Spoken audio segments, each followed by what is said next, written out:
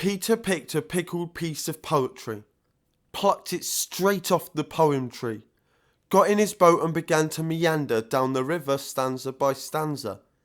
As he went, he read it word by word and slowly memorised it verse by verse. To keep it safe, he put it in his wallet and then put that in his button pocket. He looked around and saw a child. Sat on the bank, the kid looked wild. The boy was crying, he looked quite sad, so Peter decided to talk to the lad. He got out his oar and aimed for the land. As he neared the bank, the kid began to stand. There were rips in his jeans, there was knots in his hair. He looked as if he had got lost out there.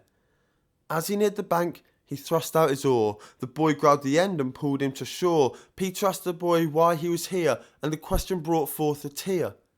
As he explained, he started to weep. He'd been lost while playing hide and seek. Cheer up, said Peter. This will stop you bawling. Here's a piece of poetry I wrote this very morning. After hearing the poem, the boy slowly stood. Where were you when you wrote that? Were you in a wood? Well, in actual fact, it came to me when I was struck by the beauty of a certain tree. This tree, was it stood completely alone? Why, yes, it was stood on its own. Was it near the river? Was it at a bend? Well, how did you know that, my little friend? Oh, never mind, don't worry, let's just play a game, because I haven't actually played yet, which is such a shame. Okay, said Peter, but don't go too far, don't get lost. That won't happen, said the boy. I won't let it at any cost. Peter covered his eyes and he began to count.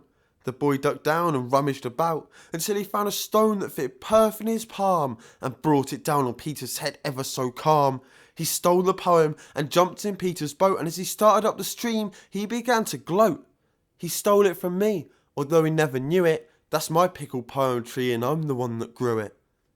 A little bit later, when Peter finally came around, he found himself in a pool of blood on the ground. He felt for his pocket, realised his wallet wasn't there, and neither was his boat or the boy with knotted hair. There were rips in his jeans, there was blood in his hair. He looked as if he had got lost out there. He sat on the bank and started to weep. He'd lost the one thing he most wanted to keep.